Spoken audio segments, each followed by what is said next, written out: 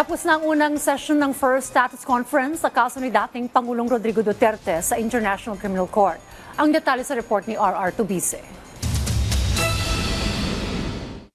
Pinakatinutukan sa unang bahagi ng pagdinig ang posibleng petsa sa pagsisimula ng trial. Ang prosecution iminungkahing magsimula ito sa November 30 habang ang ICC registry mas gustong sa January 2027 dahil kailangan pa umano ng panahon para sa interpretation.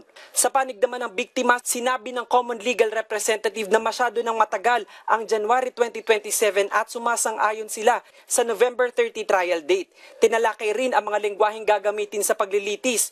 Nilinaw ng Defense Counsel na hindi kailangan ni Duterte ng interpreter dahil marunong siyang mag-English. Pero problema pa rin ng korte ang interpretation para sa mga testigo at sa publiko, kabilang ang Tagalog at iba pang wika sa Pilipinas para masundan ng mga biktima at interesadong Pilipino ang takbo ng trial. Sa unang session din lumitaw na plano ng prosecution na magharap ng 60 to 70 witnesses, kabilang ang tinatayang 31 insider witnesses. Pinaalala naman ng trial chamber sa lahat ng panig na kailangang pabilisin at paiksiin ang presentasyon ng ebidensya dahil pa rin sa kalusugan ng dating Pangulo. Hindi dumalo si Duterte sa unang status conference. Noong May 22, pinayagan ng trial chamber ang hiling ng depensa na i-waive ang karapatan niyang humarap basta't siya'y magsumite ng nilagdaang waiver.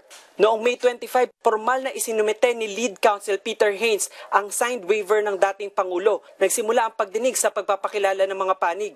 Ang prosecution, ang bagong defense team sa pangunguna ni Haynes kasama si Kate Gibson at ang common legal representatives ng mga biktima sa pangunguna ni Paulina Masida at Joel Butuyan. Isinasagawa ngayon ang ikalawang sesyon kung saan inaasahang itutuloy ang pagtalakay sa disclosure, trial preparation at iba pang procedural matters bago ang aktwal na paglilitis.